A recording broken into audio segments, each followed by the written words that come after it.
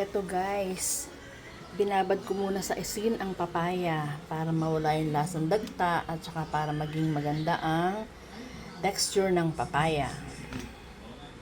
O yan guys, may mantika ng aking kaserola. Lagyan natin ang pamintang buo. Lagay natin ang sibuyas. Lagay natin ang luya. Maraming luya. O yan guys, lagay natin ang chicken. O alam nyo na kung iluluto ko.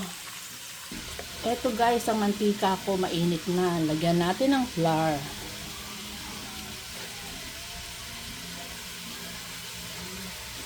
At ilagay natin ang chicken.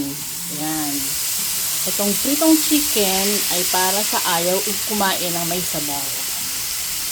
O yan guys, gisado na ang ating chicken. Huwag niyong kalilimutan na kailangan talagang igisang mabuti ang chicken para masarap.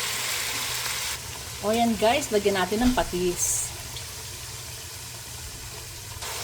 Lagyan natin ng siling berde para pampawala ng lansa. Ilagay natin ang papaya. O ayan guys, ito lang pala naman ang lulutuin ko. Tinola lang naman pala.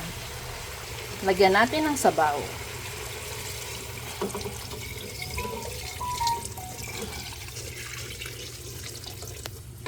Madaming sabaw. Pero hindi, tama lang naman siya eh.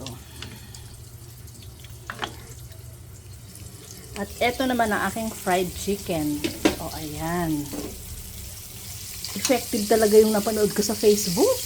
Na uunahin ang flour bago ang chicken. O at ayan ang ganda ng pagkaprito at crispy pero hindi maraming coatings. O diba? O yan guys. O diba? Ang ganda ng chicken at crispy pa yan.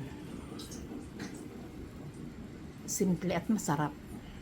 At huwag kayong mag-alala sa mantika na to kasi bababa ang flour niyan at lilitaw din yung malinaw na mantika. Kaya pwedeng gamitin pa ulit kung pagpiprituhan lang naman ng isda o tuyo. O ayan guys, konti na lang at luto na to. Talagang kulong-kulo talaga siya. O ayan guys, luto na ang kanyang papaya. At natimplahan ko na rin at masarap naman. Lagay natin ang huling ingredients, ang dahon ng sili. O ayan guys, luto na to. Masarap kasi pag maraming sili, masarap ang lasa niya. Bango-bango.